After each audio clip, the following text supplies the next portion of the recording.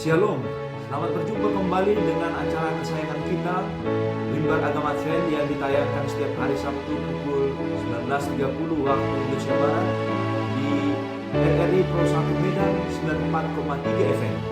Bersama dengan kita malam hari ini Bapak B. Panggabean yang akan menyampaikan firman Tuhan yang akan menguatkan semangat kita. Selamat malam Bapak Panggabean. Selamat malam pendeta, puji Tuhan, sehat-sehat semuanya. Terpujilah Tuhan, pada malam hari ini kita akan mendengarkan firman Tuhan. Dan bagi pendengar setia kami dimanapun kita berada, bagi yang ingin memberikan pertanyaan ataupun ingin didoakan, mungkin pendengar setia kami yang ada di sekitaran Medan, Siantar, Samosir, bahkan di semua kalangan ataupun Sumatera Utara, biarlah kasih Tuhan yang akan menyertai kita melalui firman Tuhan yang akan kita dengarkan pada malam hari ini. Sebelum kita mulai, kita akan berdoa.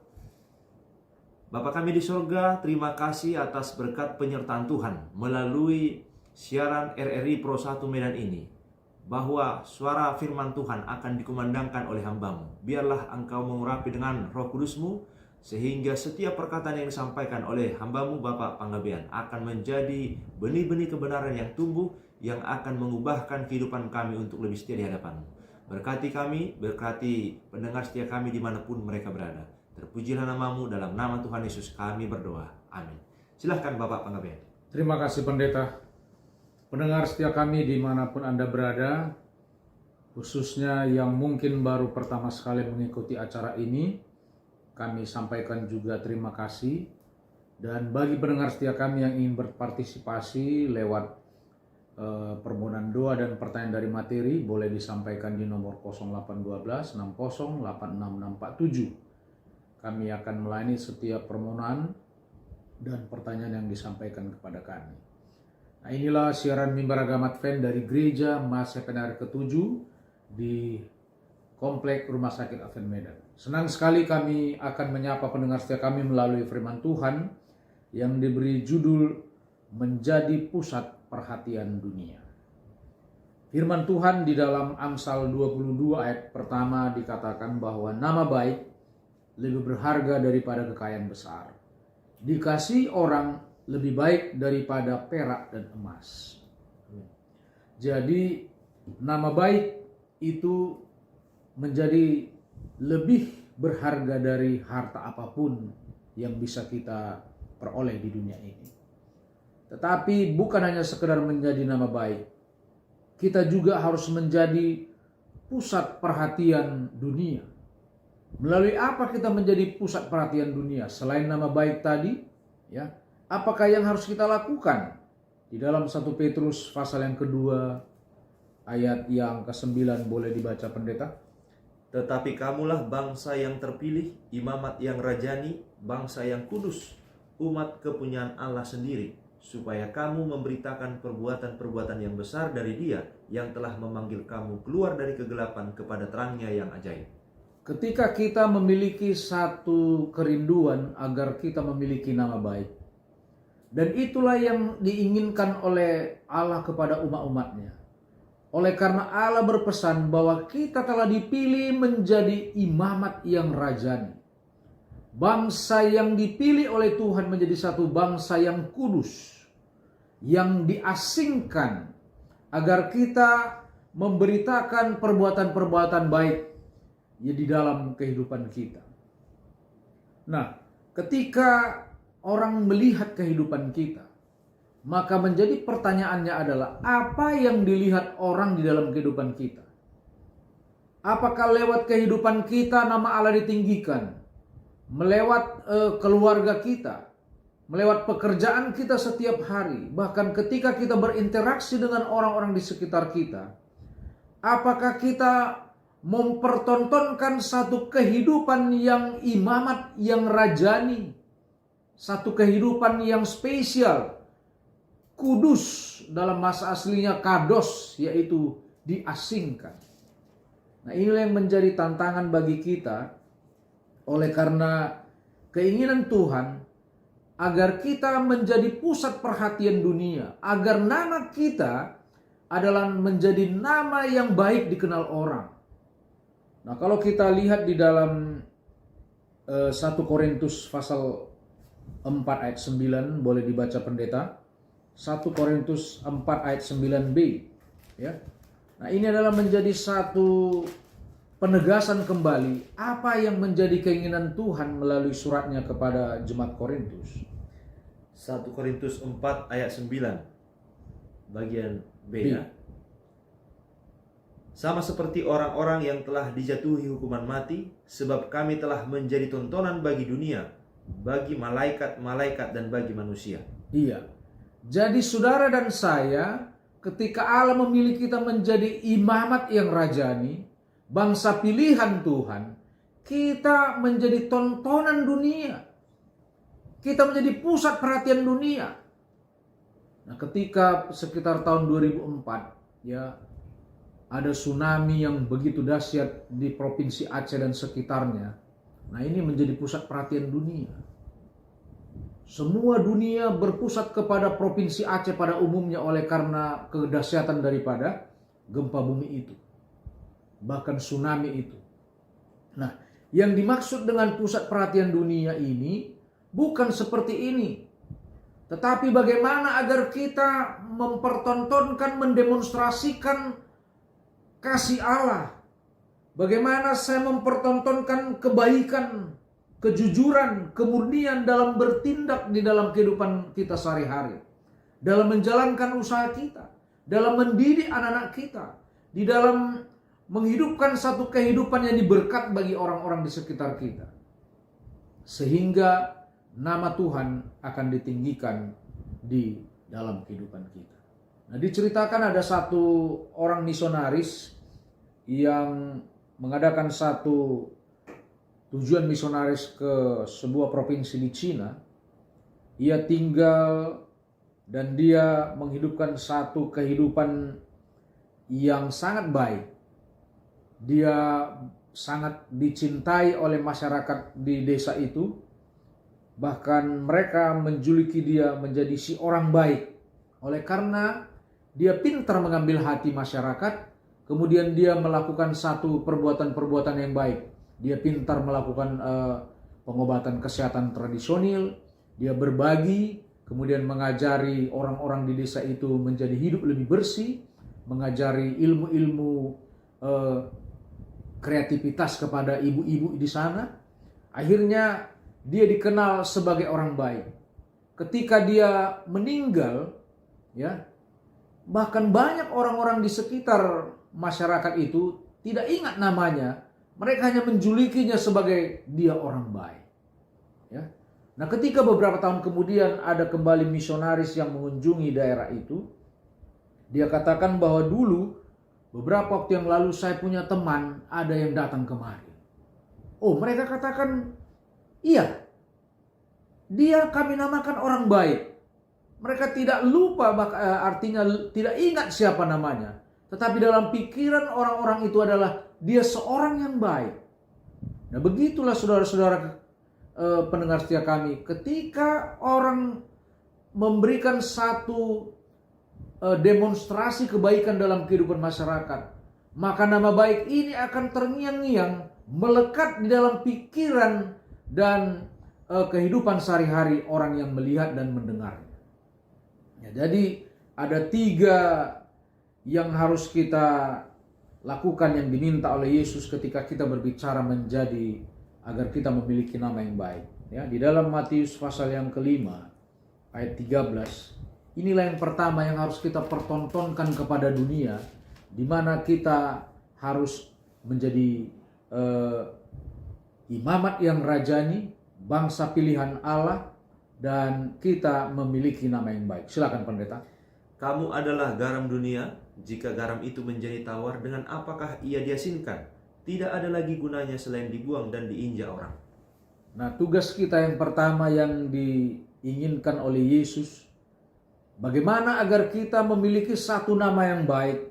Yang pertama adalah agar kita menjadi garam. Garam memang tidak begitu mahal harganya. Tetapi kita bisa pastikan di seluruh dunia ini, walaupun sedikit, setiap rumah pasti memiliki garam. Tidak ada satu rumah yang yang kaya atau sangat miskin sekalipun di rumahnya tidak ada garam. Begitulah sangat pentingnya garam ini bagi kehidupan kita. Oleh karena fungsinya, walaupun tidak ada orang menyimpan di rumahnya mungkin 1 ton untuk persiapan di dalam bertahun-tahun, tidak ada. Karena kebutuhan kita akan garam ini sedikit. Tetapi garam itu sangat dibutuhkan dalam setiap masakan, dalam setiap pengolahan menu-menu, bahkan di restoran-restoran, bahkan di rumah yang paling sangat susah. Maka garam ini mengambil peranannya. Garam ini memiliki fungsi yang utama adalah memberi rasa enak kepada makanan. Jadi sebagaimana garam ini memberi rasa enak kepada makanan, ketika dia menyatu dengan makanan apapun, baik dari seorang yang tidak tahu masak, bahkan sampai seorang chef yang terkenal di hotel berbintang 5, maka makanan ini akan memiliki pengaruh yang luar biasa bagi masakan yang dimasak itu. Jadi demikian jugalah saudara dan saya pendengar setia kami semuanya. Kehidupan saya harus memberikan rasa enak bagi orang-orang di sekitar kita. Sama seperti garam menggarami, demikian jugalah saya harus mampu berbaur, harus memberi kenikmatan, rasa yang enak bagi orang-orang yang berhadapan, yang berkenalan, yang berinteraksi dengan kehidupan kita sehari-hari. Sehingga ketika garam itu membaur dengan masakan, ketika kita berbaur dengan dunia sekeliling kita, apakah itu di keluarga kita, di tetangga masyarakat kita, di komunitas-komunitas yang kita ikuti, maka kita memberi rasa enak, memberi rasa sedap kepada apa? Kepada setiap orang yang berhadapan dengan kita. Jadi pendengar setia kami dimanapun Anda berada, ketika kita menjadi garam, maka kita memberi rasa nikmat kepada siapapun yang berinteraksi dengan kita. Yang kedua, apalagi keinginan Yesus ketika kita agar memiliki pusat perhatian dan memiliki nama yang baik. Matius pasal yang kelima, ayat yang ke-14. Kamu adalah terang dunia, kota yang terletak di atas gunung, tidak mungkin tersembunyi. Iya. Yang kedua, agar kita menjadi imamat yang rajani, umat pilihan Tuhan, memiliki nama yang baik. Yang kedua adalah kita memiliki sifat penerang. Terang itu berguna ketika dia menutupi akan setiap kegelapan. Terang itu akan menghangatkan, menguatkan orang, ya. Ketika kita tidak dapat berjalan oleh karena kegelapan, kita tidak melihat ada bahaya di hadapan kita dan di sekitar kita. Tetapi ketika ada cahaya terang, maka hidup kita, jalan kita akan dituntun untuk ke arah yang kita inginkan. Jadi terang itu harus kita hidupkan dalam kehidupan kita. Hidup saya harus memberikan satu arah yang benar kepada orang lain. Hidup saya harus menjadi penerang, memotivasi, memberi semangat kepada orang-orang yang mungkin patah harapan. Orang yang putus asa. Orang yang ingin bunuh diri oleh karena kehidupan dunia yang begitu kejam. Orang-orang yang frustasi. Tetapi ketika saya menyinari mereka dengan motivasi yang baik, dengan contoh hidup yang baik, dengan perkataan-perkataan yang menyenangkan, maka kehidupan orang-orang di sekitar kita berubah. Dari yang tidak tahu jalan menjadi jalan yang terang. Dari yang tidak memiliki semangat menjadi memiliki semangat. Dari orang-orang yang putus asa kembali menjadi orang-orang yang memiliki pengharapan. Yang terakhir adalah di dalam Matius pasal yang ke-13 ayat 33. Silakan pendeta. Matius 13 ayat 33, dan ia menceritakan perumpamaan itu juga kepada mereka. Hal kerajaan sorga itu seumpama ragi yang diambil seorang perempuan dan diadukan ke dalam tepung terigu 3 sukat sampai habis seluruhnya. Iya, terima kasih pendeta. Yang ketiga adalah bagaimana agar kita menjadi terang. Bagaimana agar kita memiliki nama yang baik, imamat dan rajani. kita juga diibaratkan seperti ragi. Ragi itu adalah melembutkan, kemudian mengawetkan, ya. Kemudian ragi itu memberi juga rasa enak kepada makanan. Sama seperti makanan-makanan yang dijual, kalau dia memiliki satu tekstur yang keras, maka dibuatlah ragi. Melembutkan, mengawetkan, dan ketika saudara dan saya diharapkan menjadi ragi, maka itu artinya agar kehidupan kita memberikan rasa lembut, memberikan satu rasa, memberikan satu kenyamanan untuk menyimpan barang-barang yang harusnya busuk menjadi bertahan lama. Apa-apa yang menjadi satu motivasi kehidupan, itulah yang menjadi kerinduan orang-orang yang mempraktekkan kehidupan ragi. Ragi ini juga tidak mahal harganya, tetapi dia bisa sangat dibutuhkan oleh setiap orang yang ingin melembutkan, yang mengawetkan, dan tidak membusukkan akan apa? Makanan. Jadi 3 yang diinginkan Yesus dalam hidup kita. Yang pertama, bagaimana caranya agar kita bisa menjadi garam, kemudian menjadi terang, dan memiliki sifat ragi untuk hal-hal yang baik. Bila mana kita membaca dalam Kisah pasal yang ke-4 ayat 13, kita akan lihat bagaimana anak-anak Tuhan, murid-murid Tuhan, ya, bisa menjadi terang kepada orang-orang di sekitarnya. Silakan pendeta. Kisah Para Rasul 4 ayat 13. Ketika sidang itu melihat keberanian Petrus dan Yohanes dan mengetahui bahwa keduanya orang biasa yang tidak terpelajar, heranlah mereka, dan mereka mengenal keduanya sebagai pengikut Yesus.